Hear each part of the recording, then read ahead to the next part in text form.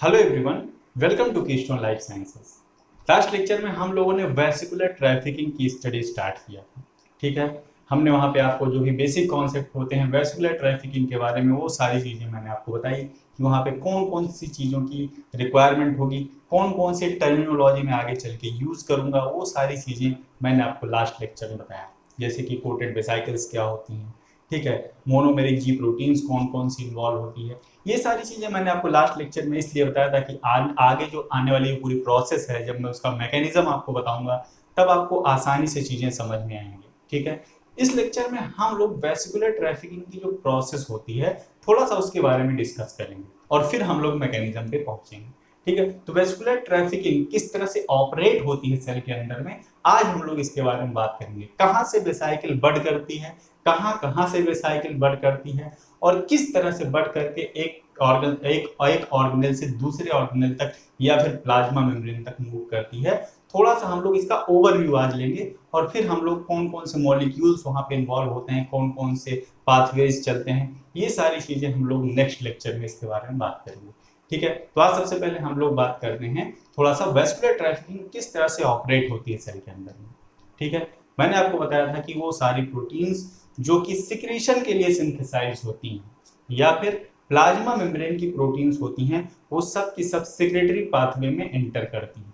ठीक है, secretary pathway में एंटर करती हैं और उनकी जो टारगेटिंग होती है वो वेसाइकिल बेस्ड ट्रैफिकिंग होती है। मतलब उनको पहले वेसाइकिल में पैक किया जाता है, ठीक है, फिर उनकी ट्रैफिकिंग की जाती है। ठीक है, अब सेल के अंदर दो तरह की वेसाइकिल पाई जाती है, मैं आपको यहीं पे क्लियर कर देता हूँ। ठीक है, मैंने आपको लास्ट लेक्चर में दो पाथवे बताया था, एक तो सेक्रेटरी पाथवे बताया था जिसके थ्रू मैंने बताया था कि सेल में जो प्रोटीन सिंथेसाइज होती हैं उनको बाहर भेजा जाता है, और दूसरा मैंने एक और पाथवे आपको बताया था दैट इज द इंडोसिटिक पाथवे, जिसमें से कोई मॉलिक्यूल सेल के बाहर से सेल के अंदर की तरफ आता है। ठीक है, दोनों ही प्रोसेस की जो मैकेनिज्म है वो ऑलमोस्ट सिमिलर है, लेकिन दोनों जगहों पे जो वेसाइकल्स होती हैं उनको हम लोग अलग अलग टर्म देते हैं।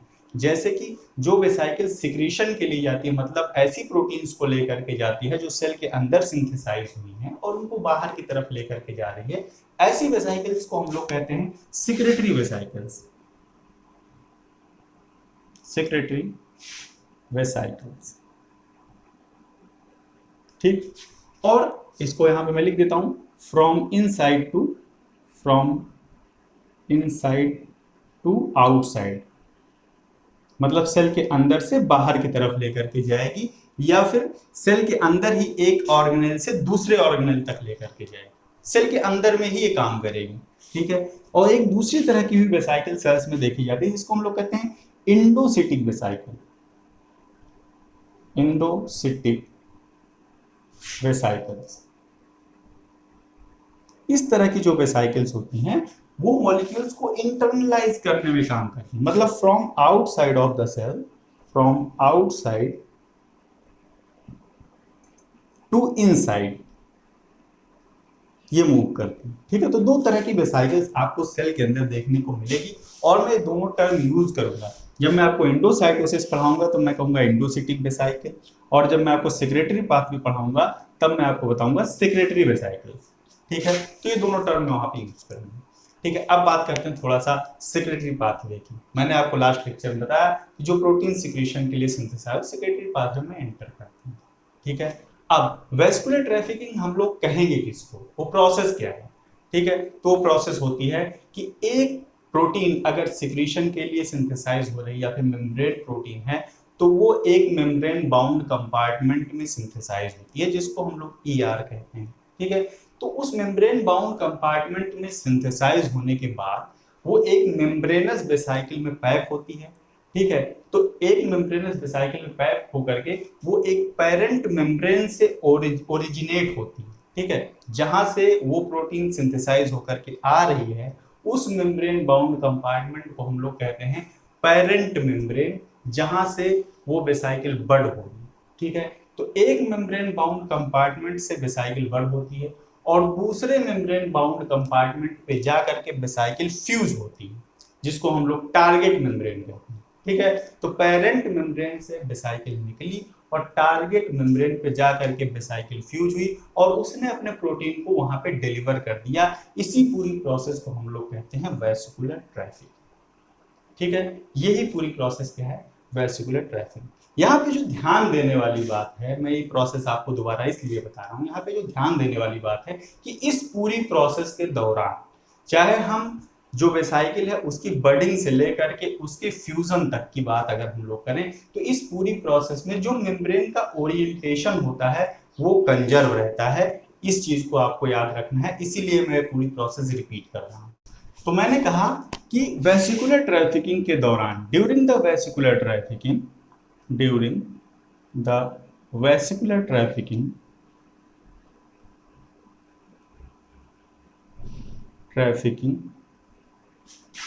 the orientation of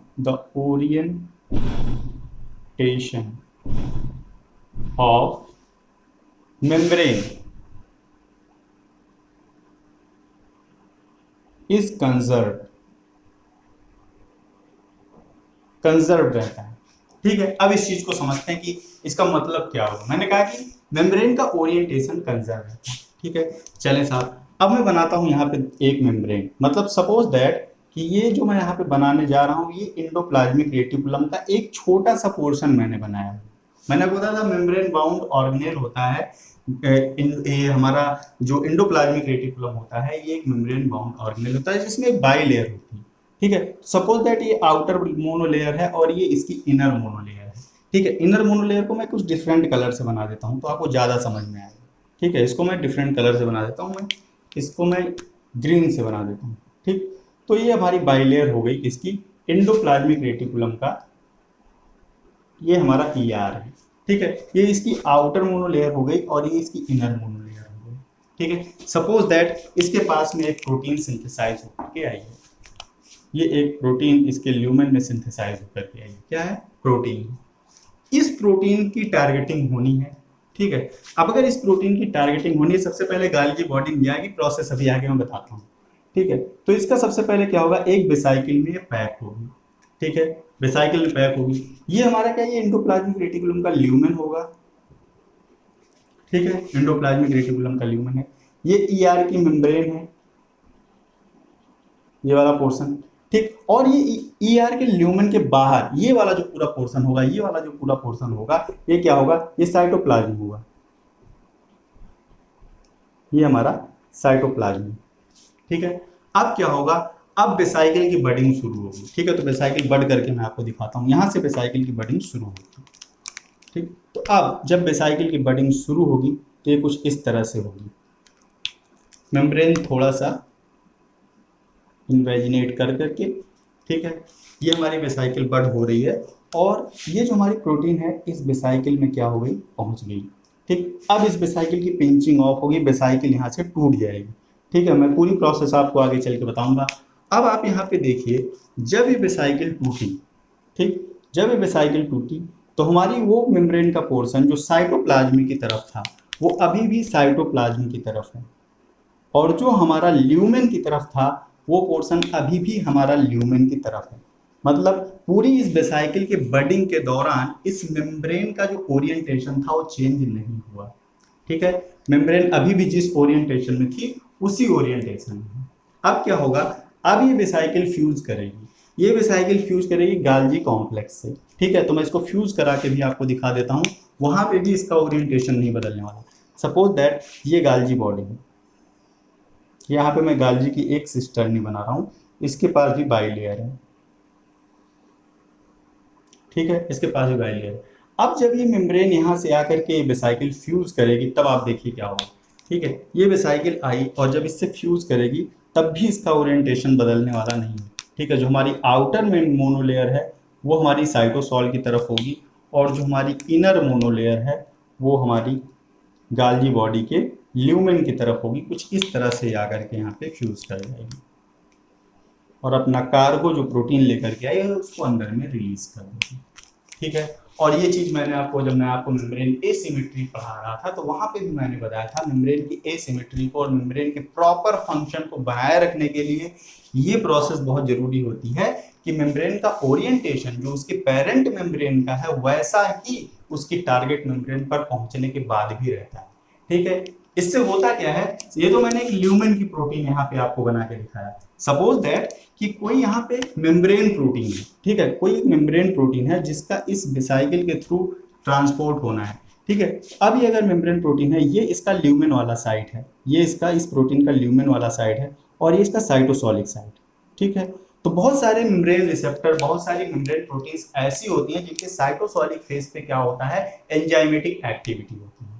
ठीक है, और उनकी जो आउटसाइड वाला जो एक्स्ट्रा सेलुलर फेस होता है उसके पास क्या होता है, उसके पास रिसेप्टर वाली प्रॉपर्टी होती है, मतलब लिगेंड बाइंडिंग साइट होती है।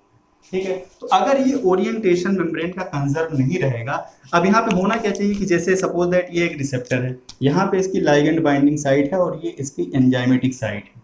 ठीक है, अब जब इसका ट्रांसपोर्ट होगा तो ये क्योंकि साइटोसोलिक साइट है और यहाँ पे एंजाइमेटिक एक्टिविटी है, तो अब ये जरूरी हो जाता है कि जब ये प्रोटीन अपनी टारगेट मेम्ब्रेन तक पहुंचे तो ये वाला जो पोर्शन है ये साइटोसोल की तरफ ही रहे, तभी तो उसकी एंजाइमेटिक एक्टिविटी का कुछ मतलब निकलेगा, अदरवाइज उसका कोई मतलब नहीं निकलेगा।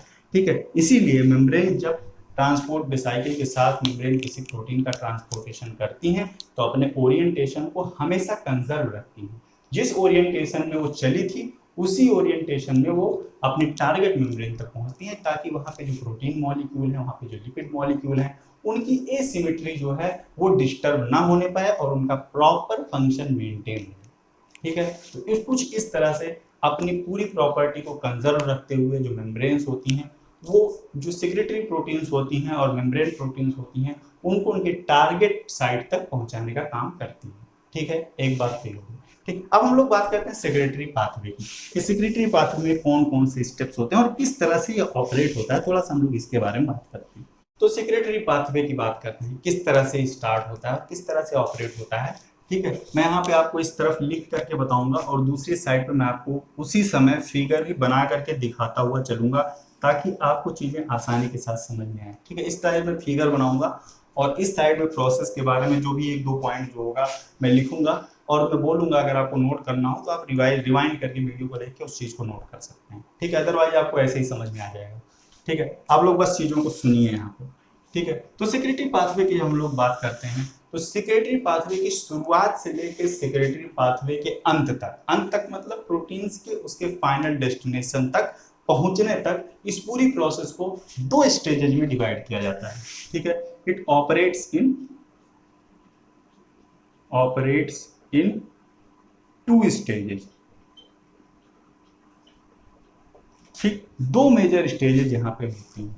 ठीक है, अब एक एक स्टेज की हम लोग बात करते हैं। सबसे पहले बात स्टेज 1 की। ठीक है, स्टेज 1 की अगर हम लोग बात करें तो स्टेज 1 परफॉर्म होता है हमारा रफ एंडोप्लाज्मिक रेटिकुलम। ठीक है, कहां पे ऑपरेट होता है ये, operates in RER, rough endoplasmic reticulum में ऑपरेट होता है। ठीक है, अब कैसे ऑपरेट होगा थोड़ा सा हम लोग चलते हैं, जब मैंने आपको प्रोटीन टारगेटिंग पढ़ाया था वहां पे। ठीक है, मैंने आपको बताया था कि जो भी प्रोटीन सिक्रेशन के लिए या फिर मेम्ब्रेन प्रोटीन सेल के अंदर में सिंथेसाइज होती हैं उनकी टारगेटिंग सबसे पहले एंडोप्लाज्मिक रेटिकुलम में की जाती है। ठीक है, तो प्रोटीन्स एंडोप्लाज्मिक रेटिकुलम में पहुंच गए। ठीक है, एंडोप्लाज्मिक रेटिकुलम में पहुंचने के बाद वहां पे क्या क्या होगा प्रोटीन्स के साथ, मैंने आपको बताया था, फिर से रिवाइज कीजिएगा। सबसे पहला काम कोवैलेंट मॉडिफिकेशन।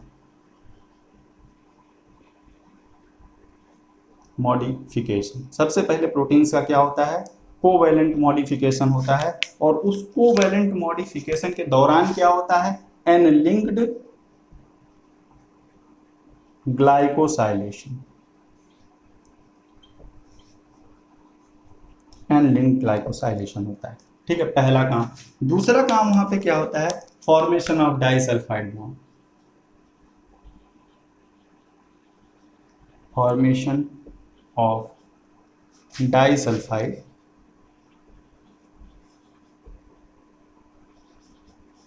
बॉन्ड। ठीक, और तीसरा काम क्या होता है, प्रॉपर फोल्डिंग। इंपॉर्टेंट काम मैं आपको सिर्फ बता रहा हूं, प्रॉपर फोल्डिंग ऑफ प्रोटीन्स। ठीक, fourth, assembly of assembly of multi subunit proteins, multi subunit proteins, multi subunit proteins and specific proteolytic cleavage, specific proteolytic cleavage। ठीक, ये सारी प्रोसेस होने के बाद प्रोटीन जो होती है अपने नेटिव कन्फॉर्मेशन में आ जाती है, अपने 3D कन्फॉर्मेशन में आ जाती है, अपने एक्टिव कन्फॉर्मेशन में आ जाती है और यहाँ से लगभग लगभग ये डिसाइड हो जाता है कि इस प्रोटीन को कहाँ जाना है। ठीक है, लगभग ये डिसाइड हो जाता है। ठीक है, अब ये हमारे स्टेज 1 ER के अंदर परफॉर्म हो जाती है। दूसरी स्टेज जो होती है, मैं यहाँ पे भी लिख दे रहा हूँ, बाद में मिटा दूंगा। सेकेंड स्टेज जो होती है हमारी स्टेज 2, स्टेज 2 जो हमारी होती है वो हमारी ऑपरेट होती है गाल्जी बॉडी में। ठीक है, वो हमारी गाल्जी बॉडी में ऑपरेट होती है। ठीक है, लेकिन ये स्टेज बहुत बड़ी होती है। ठीक है, इस स्टेज में एक बहुत बड़ी प्रोसेस को इंक्लूड किया जाता है। कौन सी प्रोसेस? स्टेज 2 में हमारा आता है transport of protein, transport of proteins from ER to Golgi, ER to Golgi and through Golgi to final destination, final destination। पूरा का पूरा जो हमारा आगे की प्रोसेस होती है ER के बाद वाली जितनी भी प्रोसेस होती है, ओलिन ग्लाइकोसाइलेशन, जो कुछ भी होता है, मैनो 6 फास्फेट का बनना, जितना भी मैंने आपको बताया वो सब का सब हमारा किस में आता है? स्टेज 2 में आता है। स्टेज 1 में सिर्फ इंडोप्लाज्मिक रेटिकुलम में जो कुछ भी हुआ वो आएगा और हमारा स्टेज 2 में हमारा जितना काम गाल्जी बॉडी में होगा वो सब का सब हमारा कहाँ किस में आएगा? वो हमारा सब स्टेज 2 में आएगा। ठीक है, तो स्टेज 1 के बारे में हम लोगों ने बहुत डिटेल में बात किया था, किस तरह से स्टेज 1 में क्या क्या होता है, मैंने सब आपको बताया था प्रोटीन टारगेटिंग के टाइम पे। हम लोग स्टेज 2 की बात करेंगे कि वहां पे क्या क्या होता है, फिर वहां से कहाँ कहाँ पे वेसाइकल्स जाती हैं, कहाँ कहाँ से वेसाइकल्स बड करती हैं और कहाँ कहाँ जाती हैं, ये सारी चीजें हम लोग आज कंफर्म करते हैं। ठीक है, तो सबसे पहले हम लोग बात करते हैं कि जो हमारी प्रोटीन इंडोप्लाज्मिक रेटिकुलम में अब रेडी हो चुकी है, सबसे पहले स्टेज 2 में क्या होगा? सबसे पहले वो पहुंचेगी कहाँ पे? गाल्जी बॉडी तक पहुंचेगी। ठीक है, तो सबसे पहले हम गाल्जी बॉडी तक पहुंचा लेते हैं प्रोटीन्स को, उसके बाद आगे बढ़ते हैं। ठीक है, सपोज दैट ये हमारा इंडोप्लाज्मिक रेटिकुलम का ल्यूमेन। ठीक है, ये क्या है? ER है, RER हम लोग कह सकते हैं, मैं ER लिख रहा हूँ यहाँ पे, ये इसका ल्यूमेन है। ठीक, ये क्या है? इसका ल्यूमेन। ठीक है, मैंने आपको बताया था सिक्रेटरी प्रोटीन जो होती हैं वो ER बाउंड राइबोसोम पे सिंथेसाइज होती है। तो सपोज दैट ये कुछ राइबोसोम्स हैं जो प्रोटीन सिंथेसाइज कर रहे हैं। यहाँ पे ये राइबोसोम्स हैं, इससे बाउंडेड हैं।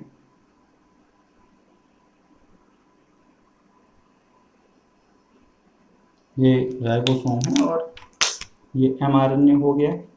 ठीक है, और ये प्रोटीन सिंथेसाइज हो करके कहाँ पहुंच रही है? ER के ल्यूमेन में। और ये कहाँ पे आ गई है? ये आ गई ER के ल्यूमेन में। कुछ मेम्ब्रेन प्रोटीन्स हैं जो मेम्ब्रेन से भी बाउंडेड हैं।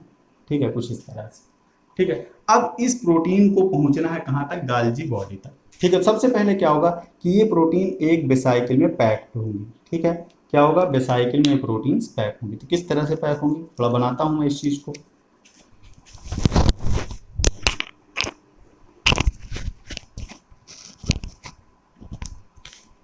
ठीक, तो यहाँ पे वेसाइकिल की बडिंग होगी। सबसे पहले ये वेसाइकिल हमारी बड करेगी और ये प्रोटीन जो है हमारी जिसका ट्रांसपोर्ट होना है, इसको हम लोग कार्गो प्रोटीन बोलेंगे।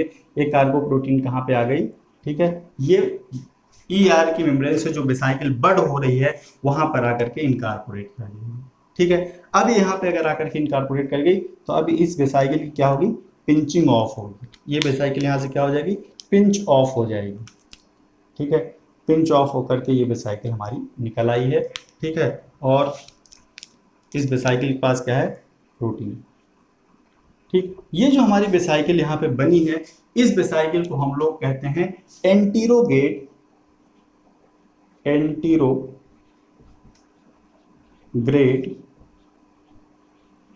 Transport vesicle. Anterograde transport vesicle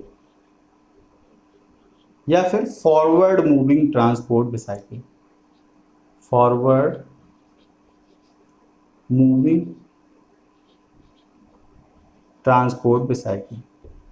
ठीक, ये फॉरवर्ड मूविंग ट्रांसपोर्ट वेसाइकिल कहाँ से निकलती हैं? ये निकलती हैं एंडोप्लाज्मिक रेटिकुलम से और जाकर के फ्यूज कहाँ पे करती हैं? ये वाली वेसाइकिल्स जाकर के फ्यूज करती हैं गाल्जी ऑपरेटस से, या फिर आप लोग कहें यहाँ पे बहुत सारी वेसाइकिल्स आपस में फ्यूज होकर के बनाती हैं सिस गाल्जी नेटवर्क।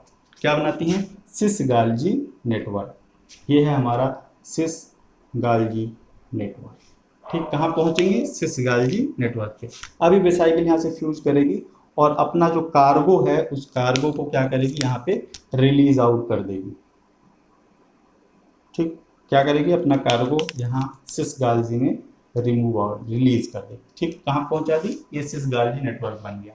सिस गाल्जी नेटवर्क बनता कैसे है? बहुत सारी वेसाइकिल्स जो ईआर से निकलती हैं आपस में फ्यूज कर जाती हैं और बनाती हैं सिस गाल्जी नेटवर्क। तो यहाँ से एक नया टर्म निकल के आया, एंटीरोग्रेड ट्रैफिकिंग या एंटीरोग्रेड ट्रांसपोर्ट वेसाइकिल। आप लोग हमेशा याद रखिएगा कि एंटीरोग्रेड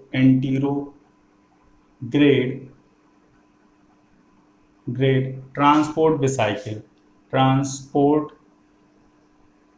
वेसाइकिल जो होती हैं वेसाइकल्स, वो कार्गो का transport, they transport the cargo, transport the cargo from ER to Golgi. ठीक, ईआर से गोल्जी की तरफ लेकर के जाती है। कौन? Anterograde trafficking vesicle. इसीलिए इस तरह की ट्रैफिकिंग को एंटीरोग्रेड ट्रैफिकिंग भी बोलते हैं, एंटीरोग्रेड ट्रैफिकिंग भी बोलते हैं। ठीक, तो अब आपको ये चीज पता चल गया कि एंटीरोग्रेड ट्रैफिकिंग किसे कहते हैं। ये जो प्रोसेस मैंने यहाँ पे आपको बना करके दिखाया हुआ है इसको कहा जाता है एंटीरोग्रेड ट्रैफिकिंग। ठीक है, अब एंटीरोग्रेड ट्रैफिकिंग के थ्रू प्रोटीन्स यहाँ पे पहुंच गए, लेकिन यहाँ पे होता क्या है, कभी कभी कुछ ऐसी ही प्रोटीन गाल्जी बॉडी में मॉडिफिकेशन के लिए भेजी जाती हैं जो कि ईआर की रेजिडेंट प्रोटीन होती हैं, जिनका वाकई में फंक्शन कहाँ पे होता है? एंडोप्लाज्मिक रेटिकुलम में होता है, लेकिन वो यहाँ पे मॉडिफिकेशन के लिए भेजी जाती है। ठीक है, ऐसी सारी प्रोटीन्स यहाँ से मतलब सिस गाल्जी नेटवर्क से या गाल्जी बॉडी से हम लोग कहें तो ये वापस इंडोप्लाज्मिक रेटिकुलम तक भेजी जाती है। ठीक है, ऐसी सारी प्रोटीन्स जिनका काम इंडोप्लाज्मिक रेटिकुलम में होता है, उन प्रोटीन्स को वापस सिस गाल्जी से कहाँ पे भेजा जाता है? इंडोप्लाज्मिक रेटिकुलम तक भेजा जाता है। तो भेजा कैसे जाएगा? यहाँ से वेसाइकिल बड करेंगी, ये वेसाइकिल यहाँ से बड कर रही है। ठीक है, और इसमें प्रोटीन एडमिट हो जाएगी जिसको वापस इंडोप्लाज्मिक रेटिकुलम तक आना है। मतलब ये इंडोप्लाज्मिक रेटिकुलम की रेजिडेंट प्रोटीन है या फिर कोई इंडोप्लाज्मिक रेटिकुलम का एंजाइम है। ये एंजाइम अब वापस कहाँ पे लाया जाएगा? इंडोप्लाज्मिक रेटिकुलम तक लाया जाएगा। ठीक है, इंडोप्लाज्मिक रेटिकुलम तक। तो यहाँ से वेसाइकिल बड हुई है, क्योंकि ग्रीन कलर से मैंने सिस्टर नहीं बनाया तो एक ग्रीन कलर से मैं इसको बना रहा हूँ। ये हमारी प्रोटीन है जिसको कहाँ पे आना है? ये प्रोटीन आएगी हमारी इंडोप्लाज्मिक रेटिकुलम तक। ये आकर के यहाँ पे फ्यूज कर जाएगी वेसाइकिल और फ्यूज करके क्या करेगी? इस प्रोटीन को रिलीज आउट कर देगी कहाँ पे? इंडोप्लाज्मिक रेटिकुलम में। ठीक है, अब यहाँ से जो वेसाइकिल बड कर रही है, कहाँ से? सिस गोल्जी नेटवर्क से जो वेसाइकिल बड कर रही है और इंडोप्लाज्मिक रेटिकुलम तक चल करके आ रही है, इस वेसाइकिल को कहा जाता है रेट्रोग्रेड वेसाइकिल, रेट्रोग्रेड वेसाइकल्स। ठीक, ये क्या है? Retrograde vesicles. कौन सी वेसाइकल्स? जो सिस गाल्जी नेटवर्क से निकल करके वापस कहाँ पे आ रही हैं? इंडोप्लाज्मिक रेटिकुलम की तरफ, मतलब जो बैकवर्ड मूव करके आ रही हैं। ठीक है, यहाँ पे मैं लिखता हूँ एक बार फिर से, एक नया टर्म आया आपके लिए, रेट्रोग्रेड ट्रांसपोर्ट वेसाइकल्स। इनके बारे में मैं बताता हूँ। सबसे पहले रेट्रोग्रेड ट्रांसपोर्ट वेसाइकल्स जो होती हैं, रेट्रोग्रेड ट्रांसपोर्ट वेसाइकल्स, ठीक, अभी पीछे की तरफ मूव करके आ रही है, इसीलिए इनको कहा जाता है बैकवर्ड मूविंग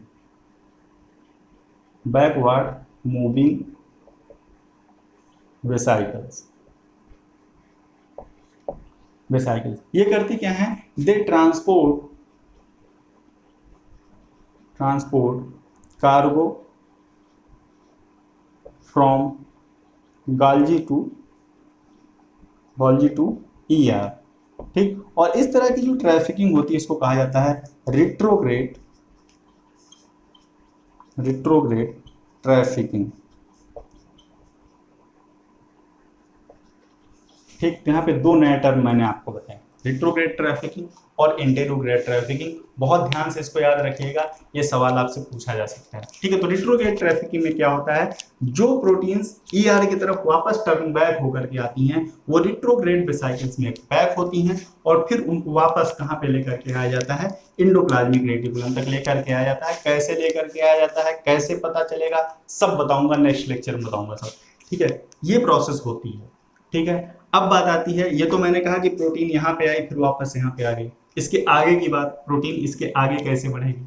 ठीक है, अब थोड़ा सा उसके बारे में बात करते हैं कि प्रोटीन अगर सिस गाल्जी नेटवर्क तक जा रही है और उसको फिर आगे जाना है या फिर वापस गाल्जी बॉडी में आना है, तब किस तरह से वहां पे ट्रैफिकिंग होती है, थोड़ा सा इसके बारे में बात। तो मैंने आपसे बताया कि ऐसी वेसाइकल्स जो इंडोप्लाज्मिक रेटिकुलम से निकलती हैं, यानी एंटीरोग्रेड ट्रांसपोर्ट वेसाइकल्स जो निकलती हैं, वो ढेर सारी वेसाइकल्स आपस में फ्यूज कर जाती हैं और फ्यूज करके सिस गाल्जी नेटवर्क या फिर सिस गाल्जी सिस्टर्ना बनाती हैं। सिस गाल्जी सिस्टर्ना, सिस गाल्जी सिस्टर्ना बनाती हैं। ठीक है, यहाँ पे इसी तरह से ढेर सारे सिस गाल्जी सिस्टर्ना बनते रहते हैं। ठीक है, और होता क्या है, ये जो नए नए सिस गाल्जी सिस्टर्ना बनते हैं ये फिजिकली अपवर्ड मूव करते हैं, या आप लोग कहें कि ये ट्रांस फेज पे मूव करते हैं। ट्रांस फेज का मतलब ये इंडोप्लाज्मिक रेटिकुलम से दूर की तरफ मूव करना स्टार्ट कर देते हैं, इससे दूर जाने लगते हैं। मैंने आपसे बताया था कि गाल्जी नेटवर्क में दो फेसेस होते हैं, एक तो सिस फेज होता है, दूसरा ट्रांस फेज होता है। सिस फेज जो हमारा इंडोप्लाज्मिक रेटिकुलम के नजदीक होता है उसको हम लोग सिस फेज कहते हैं, और जो इंडोप्लाज्मिक रेटिकुलम से दूर होता है उसको हम लोग ट्रांस फेज कहते हैं। ठीक है, तो होता क्या है, न्यूली जो हमारे सिस गाल्जी सिस्टर्ना यहाँ पे बन रहे हैं, ये आगे इस इंडोप्लाज्मिक रेटिकुलम से ट्रांस पोजीशन पे मूव करना स्टार्ट कर देते हैं। ठीक है, और इस तरह से ये ट्रांस फेज पे मूव करते करते ये सबसे पहले तो सिस गाल्जी बनाते हैं, सिस गाल्जी के बाद मीडियन गाल्जी बनाते हैं, मीडियन गाल्जी के बाद ये ट्रांस गाल्जी बनाते हैं। ठीक है, और ट्रांस गाल्जी के बाद ट्रांस गाल्जी नेटवर्क बनाते हैं। क्या बनाते हैं, ट्रांस गाल्जी नेटवर्क बनाते हैं, कॉम्प्लेक्स नेटवर्क बना लेते हैं आगे चल के, जिसको हम लोग ट्रांस गाल्जी कहते हैं। मैं यहाँ पे लिख देता हूँ, ये टीजीएन बना सबसे लास्ट में। ठीक है, उससे पहले हमारा ट्रांस गाल्जी बना था, ठीक है, हमारा मीडियन गाल्जी बना था और हमारा सिस गाल्जी बना था। ठीक है, ये तीनों चीजें सक्सेसिवली बनती हैं जो हमारे नए जो हमारे सिस गाल्जी नेटवर्क या फिर सिस गाल्जी सिस्टर्ना बनते हैं, वो फिजिकली अपने कार्गो प्रोटीन के साथ में, ठीक है, क्या करते हैं, अपनी कार्गो प्रोटीन के साथ में आगे की तरफ मूव करते रहते हैं। इनके पास जो भी कार्गो प्रोटीन्स हैं उनके साथ में आगे की तरफ मूव करते रहते हैं। ठीक है, जिसके थ्रू ये डिफरेंट टाइप के गाल्जी नेटवर्क्स बना पाती हैं। ठीक है, तो ये डिफरेंट गाल्जी नेटवर्क्स बन जाते हैं। और इस मूवमेंट के साथ साथ जैसे सिस गाल्जी से मीडियन गाल्जी से ट्रांस गाल्जी से फिर एक कॉम्प्लेक्स नेटवर्क जिसको हम लोग ट्रांस गाल्जी नेटवर्क बोल रहे हैं।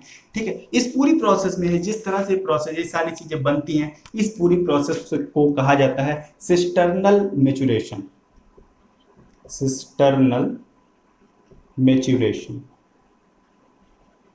मतलब गाल्जी बॉडी का जो मैच्योरेशन होता है फ्रॉम सिस गाल्जी से ट्रांस गाल्जी तक के बनने की जो पूरी प्रोसेस होती है उसको कहा जाता है सिस्टर्नल मैच्योरेशन। ठीक है, इस सिस्टर्नल मैच्योरेशन के दौरान कुछ चीजें और भी होती हैं। क्या चीजें होती हैं, मैंने कहा कि जो हमारी सिस गाल्जी नई जो सिस गाल्जी बनी हुई है वही मूव करके आगे की तरफ बढ़ रही है और हमारी मीडियल गाल्जी बन रही है, ट्रांस गाल्जी बन रही है, ट्रांस गाल्जी नेटवर्क बन रहा है। ठीक है, तो यहाँ पे होता क्या है कि जैसे यहाँ पे जो रेजिडेंट एंजाइम्स हैं सिस गाल्जी नेटवर्क के जो रेजिडेंट एंजाइम है जिनको सिस गाल्जी नेटवर्क में होना चाहिए वो भी इनके साथ में मूव करके आगे की तरफ चले जाएंगे।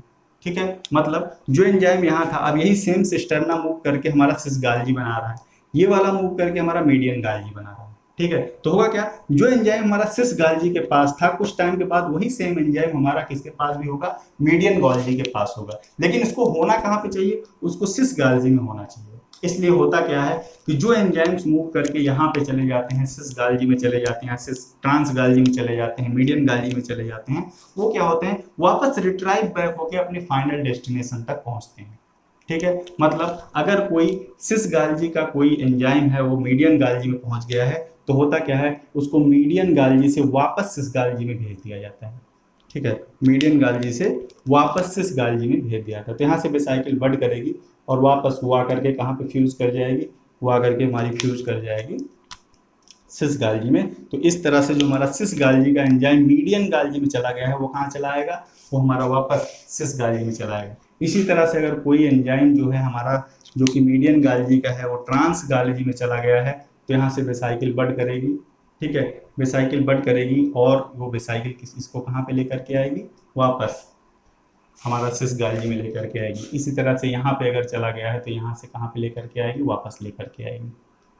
ठीक है, तो ये वापसी की भी प्रोसेस चलती रहती है। अगर कोई एंजाइम गलती से आगे चला गया है तो उस एंजाइम को रिट्राइव करके वापस गाल्जी बॉडी में ले जाया जाएगा। और इस पूरी प्रोसेस में भी जो बेसाइकिल यूज होती हैं उनको भी कहा जाता है रिट्रोग्रेड बेसाइकिल्स।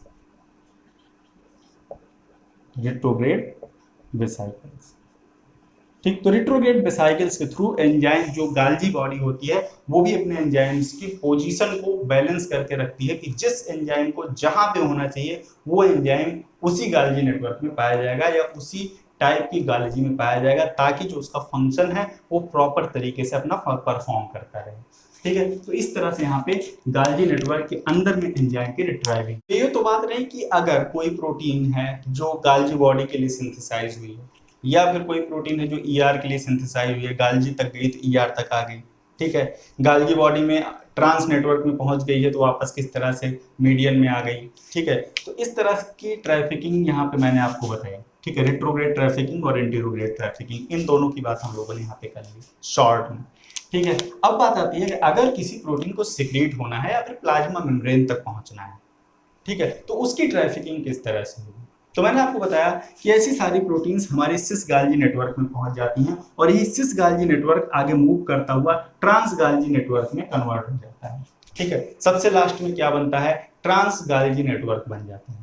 ठीक, और यही trans Golgi network main dispatching centre होता है प्रोटीन्स का। किस प्रोटीन को कहाँ जाना है, लाइसोसोम में जाना है, प्लाज्मा मेम्ब्रेन में जाना है, सिक्रीट होना है, सारी की सारी प्रोटीन जो होती है वो ट्रांस गाल्जी नेटवर्क से ही भेजी जाती है अपने फाइनल डेस्टिनेशन तक। इसका मतलब main dispatching points Golgi body के अंदर कौन होता है, that is the trans Golgi network. सारी चीजें ट्रांस गाल्जी नेटवर्क से ऑपरेट होंगी। ठीक है, अब सपोज दैट अगर कोई प्रोटीन ऐसी है जिसको प्लाज्मा मेम्ब्रेन की सरफेस पे या सेल की सरफेस पे जाकर के सिक्रीट होना है, तो क्या होगा, अब ट्रांस गाल्जी नेटवर्क से उसकी बेसाइकिल्स बढ़ होंगी। मैं बना के आपको दिखाता हूँ। तो ट्रांस गाल्जी नेटवर्क मैं सबसे पहले बना लेता हूँ। ये हमारा ट्रांस गाल्जी नेटवर्क, ये क्या है हमारा ट्रांस गाल्जी नेटवर्क। मैंने कहा कि सारी प्रोटीन्स जिनको सिक्रीट होना है या जिनको लाइसोसोम में जाना है वो सारी प्रोटीन्स हमारी कहाँ पहुंची हुई हैं, इस ट्रांस गाल्जी नेटवर्क में पहुंची हैं। मेम्ब्रेन प्रोटीन्स भी हैं इसके पास जिसको मेम्ब्रेन में भी जाना है, तो हम यहाँ पे सिक्रेटरी प्रोटीन की बात करेंगे।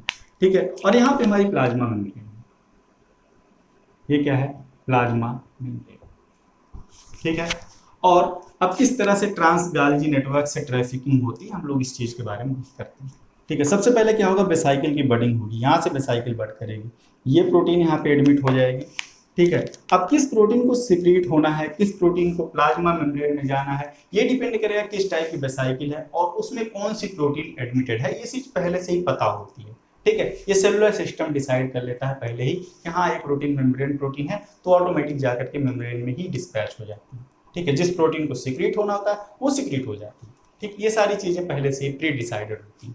ठीक है, अब सपोज दैट इसमें एक सेक्रेटरी प्रोटीन आकर के इनकॉर्पोरेट हो गई। ठीक, ये सेक्रेटरी प्रोटीन जाएगी और प्लाज्मा मेम्ब्रेन से फ्यूज करेगी। ठीक है, कैसे फ्यूज करेगी, ये बेसाइकिल में पैक होकर के जाएगी। ठीक है, ये बेसाइकिल में पैक्ड है और ये बेसाइकिल चूंकि प्रोटीन लेकर के जा रही है सिक्रीशन के लिए, इसलिए ये किस तरह की बेसाइकिल है, दिस इज द सेक्रेटरी बेसाइकिल। ये सेक्रेटरी बेसाइकिल, ठीक है, जाएगी प्लाज्मा मेम्ब्रेन में फ्यूज कर जाएगी। ये प्लाज्मा मेम्ब्रेन में जा करके फ्यूज कर गई और फ्यूज करने के बाद इसने अपना कार्गो कहाँ रिलीज कर दिया, सेल के बाहर, ठीक है, एक्सटीरियर में रिलीज कर दिया, ठीक है। और इस पूरी प्रोसेस को हम लोग कहते हैं किसी प्रोटीन का वेसाइकिल में पैक होना, वेसाइकिल में पैक होकर के प्रॉपरली ट्रांसपोर्ट होकर के प्लाज्मा मेम्ब्रेन के बाहर सिक्रीट हो जाना, बाहर चले जाना, इस पूरी प्रोसेस को हम लोग कहते हैं एक्सोसाइटोसिस। एक्सोसाइटोसिस, ठीक है, इस पूरी प्रोसेस को हम लोग एक्सोसाइटोसिस कहते हैं, ठीक।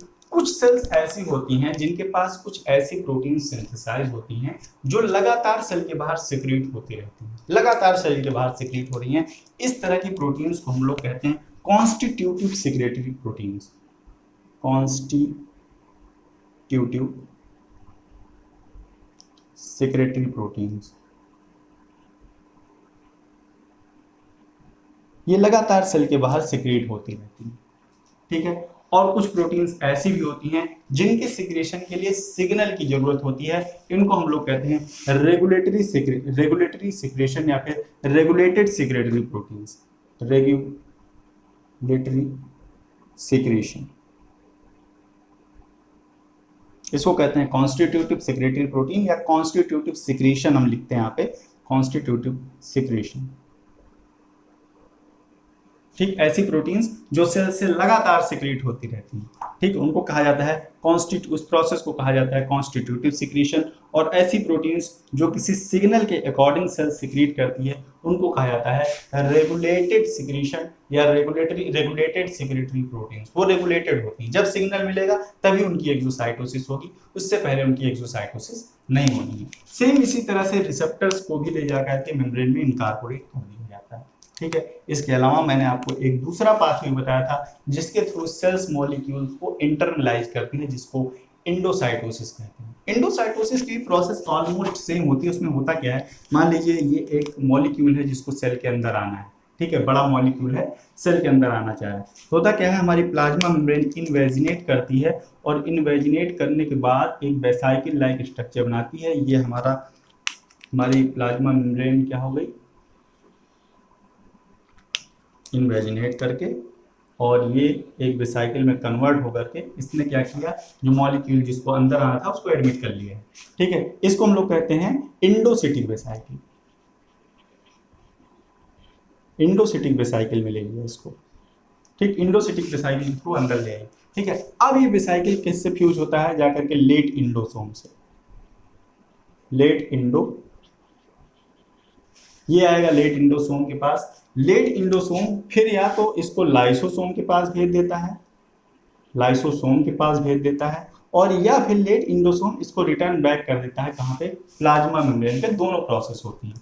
कुछ प्रोटीन लाइसोसोम में चली जाती हैं, कुछ प्रोटीन वापस कहाँ चली जाती हैं, प्लाज्मा मेम्ब्रेन पे, ठीक है। और दूसरा आता है जो सिक्रेटरी पाथवे में जो प्रोटीन्स एंटर करती हैं उनमें से कुछ प्रोटीन लाइसोसोम के लिए भी बनी होती है, ठीक है। तो लाइसोसोमल प्रोटीन की टारगेटिंग किस तरीके से होती है, मैंने आपको बताया था जब मैं आपको प्रोटीन टारगेटिंग पढ़ा रहा था तो मैंने आपको बताया था कि ट्रांस गाल्जी नेटवर्क से किस तरह से प्रोटीन्स लाइसोसोम के लिए ट्रांसपोर्ट की जाती हैं। मैंने वहाँ पे बहुत डिटेल में इस चीज़ को बताया, आप लोग उस लेक्चर को देखिए, आपका कॉन्सेप्ट इसके बारे में क्लियर हो जाएगा, ठीक है। तो ये तो कुछ इंपॉर्टेंट बातें थी कि किस तरह से इंडोसाइटोसिस और एक्सोसाइटोसिस की प्रोसेस जो होती है वो ऑपरेट होती है सेल के अंदर। कोई चीज़ किस तरह से सिक्रीट की जाती है, कोई चीज़ किस तरह से इंटरनलाइज की जाती है, सारी चीज़ें यहाँ पे मैंने आपको बना के दिखा के, गाल्जी बॉडी का मैच्योरेशन किस तरह से होता है, सब कुछ मैंने आपको इस लेक्चर में बता दिया, ठीक है। कुछ और टर्म्स भी मैंने आपको बताया, एंटीरोग्रेड ट्रैफिकिंग मैंने आपको बताया, रेट्रोग्रेड ट्रैफिकिंग मैंने आपको बताया, ये सारी चीज़ें आगे चल के यूज होने वाली हैं, ठीक है। अब नेक्स्ट लेक्चर में जब हम लोग मिलेंगे तो हम लोग इस प्रोसेस के मैकेनिज्म में एंटर करेंगे कि ये जो पूरी प्रोसेस मैंने आपको बताई, वेसाइकिल का बंड होना, वेसाइकिल का फ्यूज होना, किस तरह से वहाँ पे एटीपी जीटीपी का यूज होता है, एनर्जी किस तरह से यूटिलाइज होती है, सारी चीज़ें वहाँ पे हम लोग डिस्कस करेंगे। एक एक करके पूरे टॉपिक को हम लोग एक्सप्लोर करेंगे, सारी चीज़ें हम लोग सीखेंगे, वहाँ पे किस जगह पे कौन सी प्रोटीन इन्वॉल्व हो रही है, सारी चीज़ें हम लोग डिटेल में देखेंगे। कोई भी चीज़ स्किप नहीं करने वाला हूँ मैं, इसीलिए मैं आपको बिल्कुल बेस से लेकर के चल रहा हूँ, क्योंकि टॉपिक ये बहुत इंपॉर्टेंट है। जो क्वेश्चन यहाँ से पूछा जाता है बहुत ही अंदर से पूछा जाता है, ठीक है। तो इसलिए टॉपिक को समझना जरूरी है ठीक है, बाद में आप लोग उसको याद कर सकते हैं, लेकिन अगर आप समझे रहेंगे उस चीज़ को तो जैसे ही क्वेश्चन आपके सामने आएगा आपको पूरी इमेज बन के आ जानी चाहिए कि हाँ इस तरह की प्रोसेस हो रही है तो ये आंसर इसका सही हो जाएगा। ठीक है, तो इस लेक्चर को हम लोग ये पे फिनिश करेंगे। नेक्स्ट लेक्चर में हम लोग मिलेंगे तो हम लोग बात करेंगे कि वेस्कुलर ट्रैफिकिंग की एक एक पॉइंट पे कौन कौन सी प्रोटीन आती हैं, किस किस जगह पे क्या क्या रेगुलेटरी पॉइंट्स होते हैं, सारी चीज़ों को हम लोग डिटेल में जानेंगे। ठीक है, तो इस लेक्चर को यहीं पे फिनिश करते हैं। Thank you for watching.